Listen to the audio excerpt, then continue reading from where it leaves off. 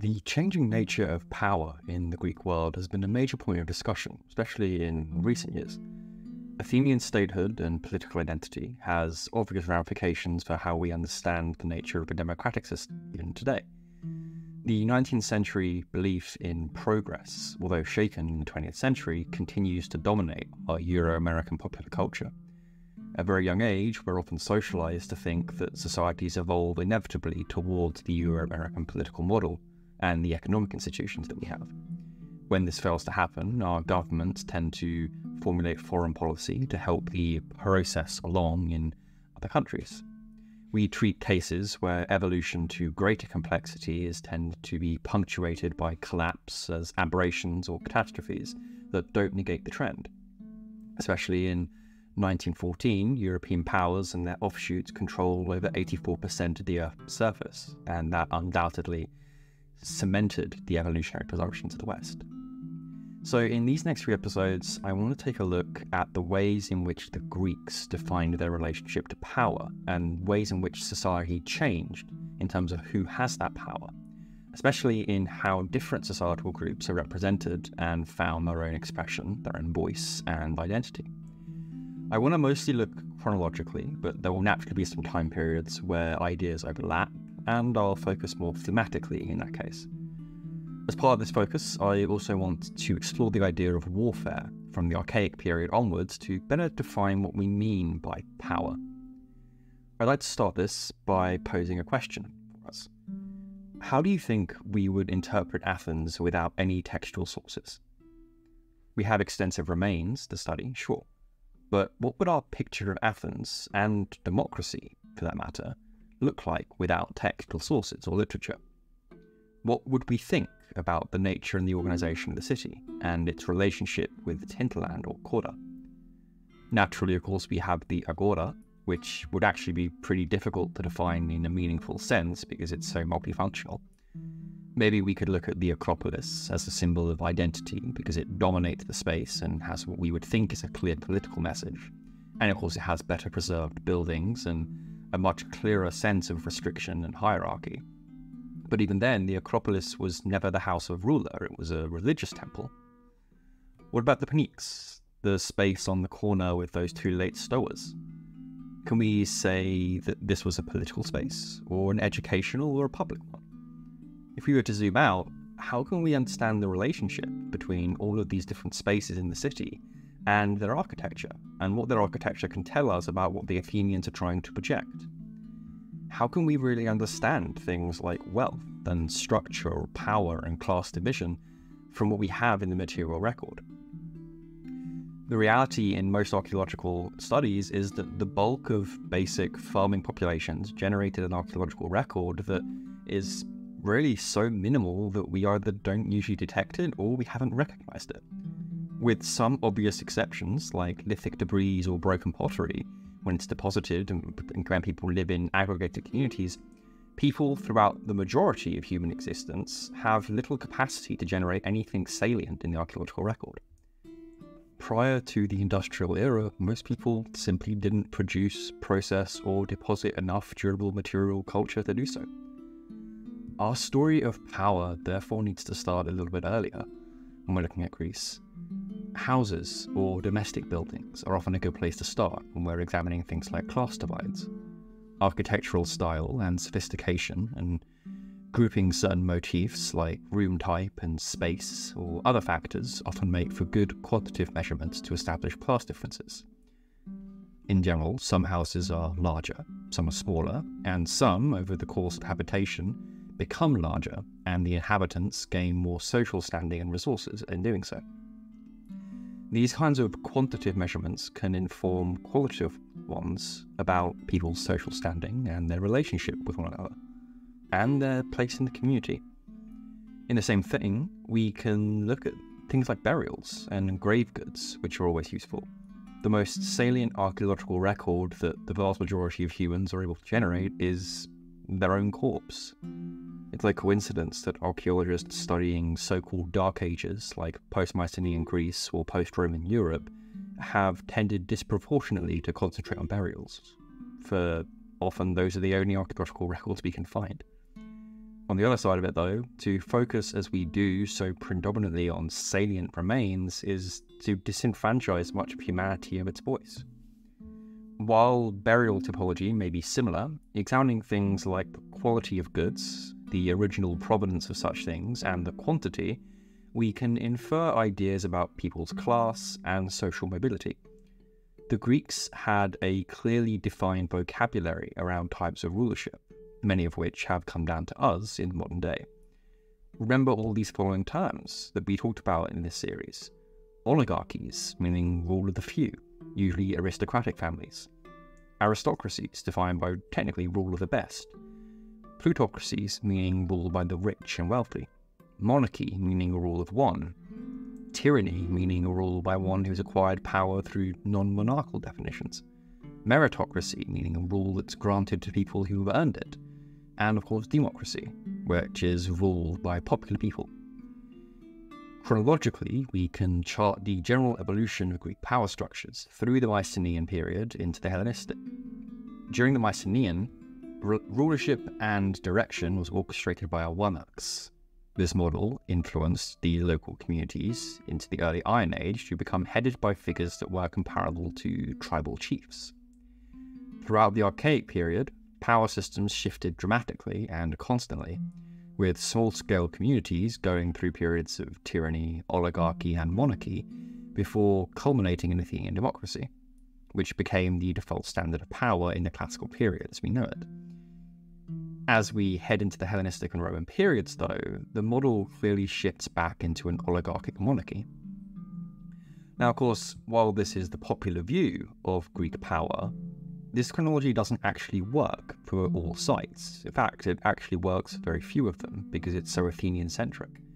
Not only does it present previous periods as deficient, ultimately culminating in the golden age of Athenian democracy, it also subtly presents the Hellenistic and Roman periods as somehow deficient or as a decline in comparison.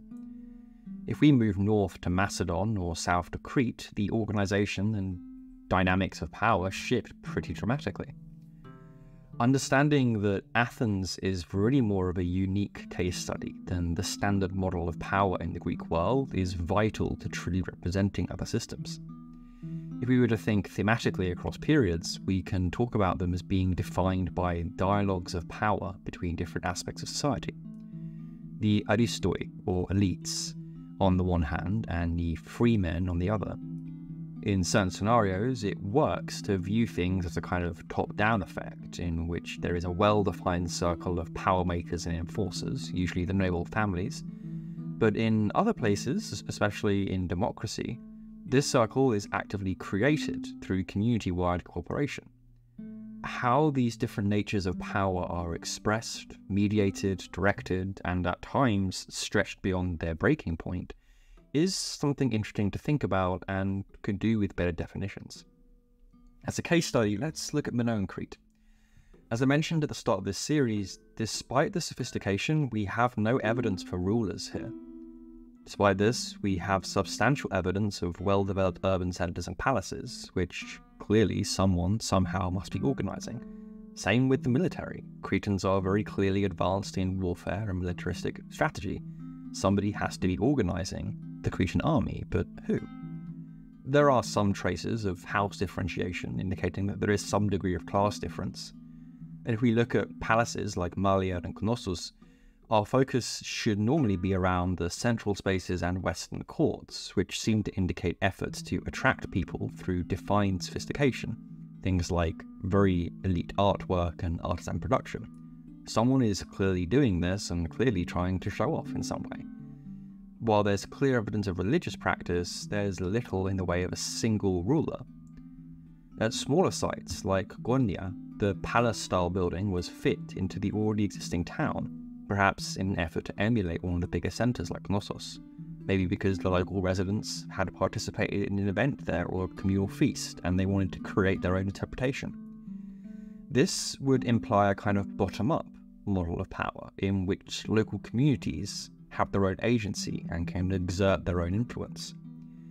If we go to Knossos, we naturally have a throne room, but actually it's quite late and likely not even Minoan. It could be Mycenaean. The palace had already existed for 200 years before they decided on the need for a throne. Equally, we don't know the kind of power dynamics that the occupant of this room might have had.